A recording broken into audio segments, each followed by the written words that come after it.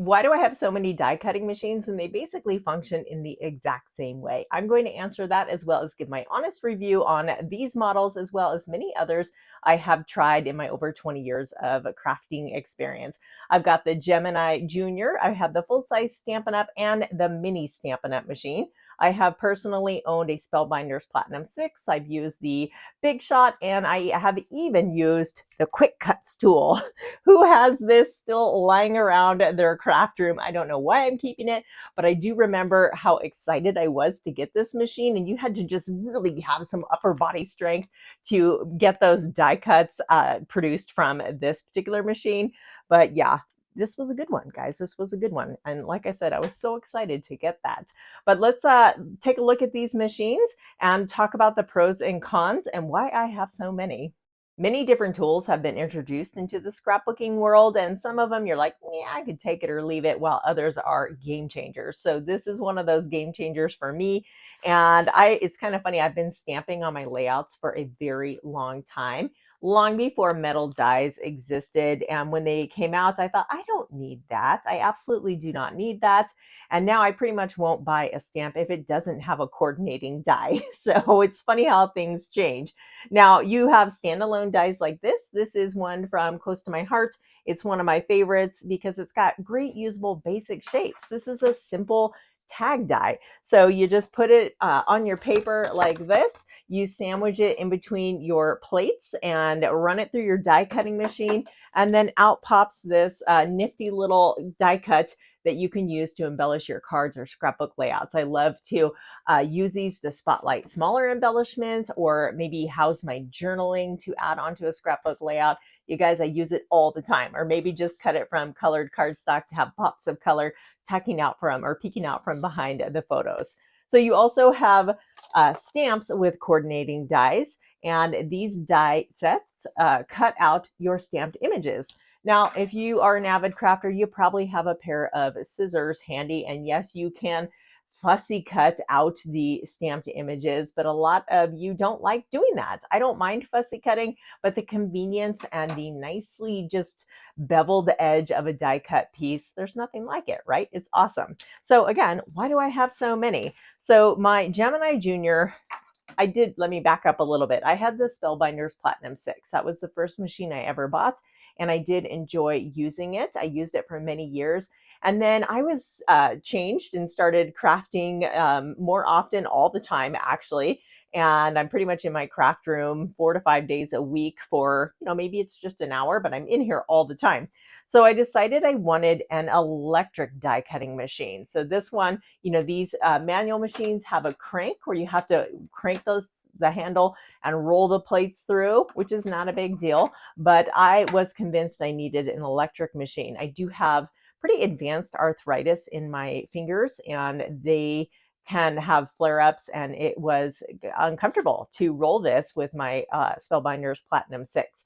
So I got this because I was just doing so much die cutting and decided to treat myself to this machine. And the reason I chose this machine over the Big Shot was because it had a smaller footprint. The Big Shot has these great big long, plates, not plates, but tray part of it that is part of the machine. And you just lay the tray on it and then feed it through. This one took up less space, and at the time I had a very tiny craft room. So that is literally why I decided to choose the Gemini over the Big Shot. My Gemini Junior machine has served me well for many years. It's been great. I don't have any complaints. There are a few kind of cons. The pros are you just, put your dies on the plate and you run it through and it feeds it through, and then you catch it on the other side. So some of the cons are it's a little bit slow. It's actually faster to use a manual machine because you can just wheel it in far enough to get the die on the edge of the plate and then wheel it back out and off you go. It doesn't require electricity because often actually my power goes out. In fact, I always text my friends, I'm like, oh, the power's out again. And it's annoying. So we live in a rural area, and it just goes out at least once a week, sometimes for only 20 minutes, sometimes for hours. But that is a problem because I'll often be crafting and then you need electricity to use this. Another con is that it's very noisy. It's noisy. So here, for demonstration purposes, you can see how loud it is and slow. 10 hours later.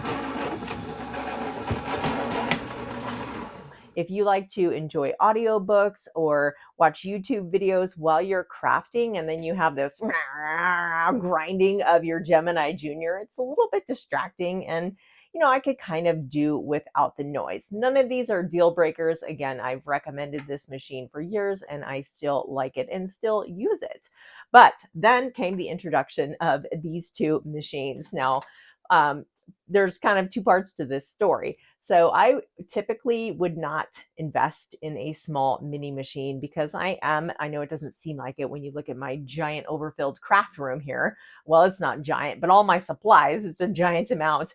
But I'm actually pretty frugal and I think very carefully about my purchases. And something like this, I would think, do I really need that when this machine is serving the purpose?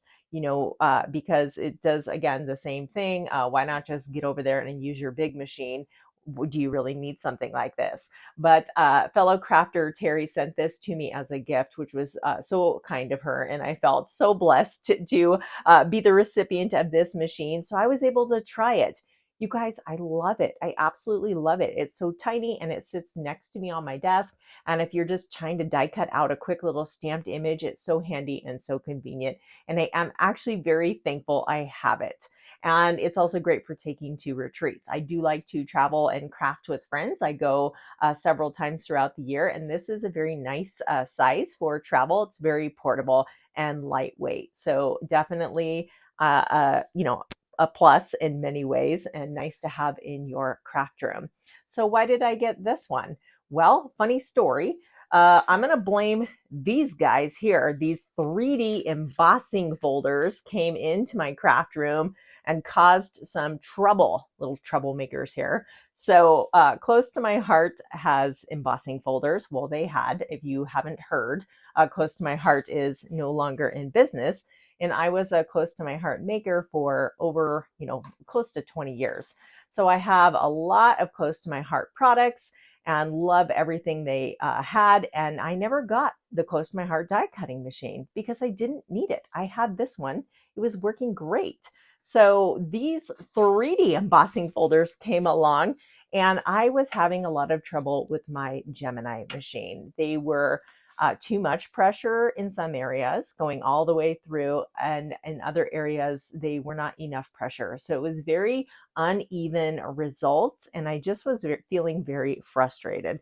So with this particular machine, the Gemini, there's tons of plates here. I've got the top and bottom plastic plates. There's a metal shim. There's a plastic shim. And then I was making my own cardstock shims. I've got like 2 to 3 cardstock shims. I tried everything. Editing Erin here. I just wanted to assure you that I did try all of the recommended combination and products for embossing with the Gemini machine. So rest assured, yes, I tried all of those things. Now, these are not Gemini plates. These are off-brand plates. So in all fairness, they might be a little bit thinner. So it's not the actual same Gemini plates. But that's another thing. I couldn't always get them. I would have to order them online and they'd be sold out. And so that's why I ended up with generic plates. And for the most part, the generic plates have been great. But not for 3D embossing folders. And I know I'm not alone because I had several other customers and friends reach out to me knowing I use this machine, asking what plate combination I'm using with my embossing folders because they too were having trouble. So then I knew, okay, something's up because I wasn't sure, do I have a faulty embossing folder or what's going on, And I decided I had heard that the Stampin' Up machine is very similar to the Spellbinders. So I headed out to my storage shed to find my Spellbinders Platinum 6, which was my very first machine. And after ransacking through my seasonal storage, I couldn't find it. I have no idea what I did with it. Maybe I sold it. Maybe I gave it away. It's been years since I've last seen it. So I went to order this one and it was out of stock. So darn it, I borrowed my mother-in-law's Spellbinders Platinum 6 and was able to try that. And the embossing folders turned out beautifully. It was very even pressure. And not only are these 3D embossing folders, but many of the Stampin' Up embossing folders have hybrid dies. So they die cut the shape, you have a die and an embossing folder. So not only do you get that die cut shape, but you get all that beautiful embossing detail. So it was kind of, I was running into trouble with those where it would cut partially with the dies and not in other areas, and you only had some of it embossed. Anyway, the Spellbinders Platinum 6 worked very well and solved all my problems. So I knew I wasn't dealing with defective product. It just wasn't aligning very well with the Gemini. Now, I'm sure there's some of you out there that have the Gemini and you're going to tell me in the comments that yours is working great. That's awesome. I'm so happy for you. That wasn't the case for me. And, you know, every die cutting machine is different. And even so, you might have to add some cardstock shims. If you're ever not getting enough pressure, try just adding a shim, and that will usually solve your problems. Another thing, kind of a con about the Gemini is it is electric. So once it grabs those plates and all of a sudden you hear that noise and you're like, oh no, that's not going through. I've had plates get stuck in there and my husband's had to help me get them out. So with a manual machine, you can, you know, you feel that you're in control. So you can stop it and think, nope, too much pressure. I'm going to back out of that before I wreck something. And so that's just something to be mindful of. There is a reverse function on this, but by the time you stop it and then hit the reverse, there's a delay. And, you know, like I said, I've had die cutting plates get stuck in there. If you're wondering why I did not get the Spellbinders Platinum 6, because that's the one I tried of my mother-in-law's and it was working beautifully. Again, people were saying that they were very similar to the Stampin' Up machine, and it only made sense for me to get this machine because I order from Stampin' Up at least once a month, and I can just add those plates, you know, when I feel like mine are maybe wearing out and have one on hand. And it was just easier. It made sense to combine that with my orders rather than placing a separate order to another company elsewhere and paying more shipping for two different orders. So that was my main deciding factor in going with this machine, and I really, really love it. So my son's girlfriend, Desiree, does come up. She was never a crafter, had no paper crafting experience, and I have kind of been introducing her into paper crafting.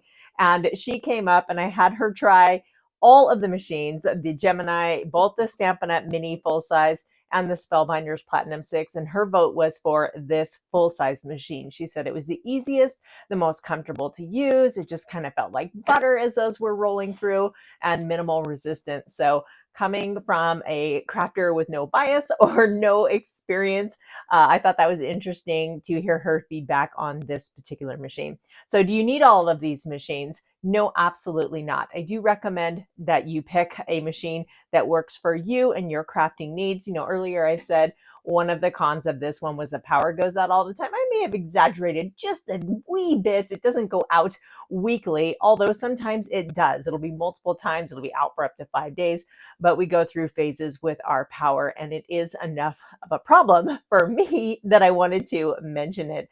And also it's noisy.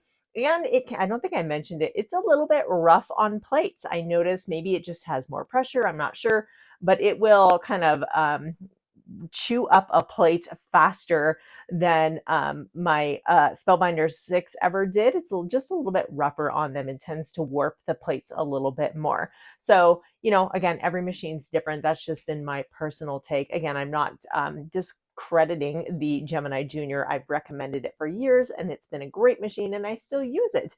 If I'm mass producing die cuts and I want to create like a lot of sentiment spots, I will load that plate up and run them through the electric die cutting machine. But for my day-to-day crafting needs, this little mini machine is my go-to die cutting preference. And the only time I switch to this is if I'm embossing with an embossing folder, or if it's a die that's too large to fit inside of the mini, because this one you can see here, I'll hold up the plates. You can see the difference in the size. This one has a full 6-inch cutting platform, and I think this one is only 3 inches. So, you know, big difference. But again, most of my dies fit through here, and it's so convenient to have it on my desk. and just quickly die cut it right there next to me. So I hope that this was helpful for you if you're looking for a new die cutting machine, or maybe you've been trying to decide which one would be a good fit for you. Hopefully this was a helpful tutorial, and let me know, guys, let me know, do you still have this in your crafty stash? All right, thanks for hanging out with me today, and I'll see you very soon here on YouTube.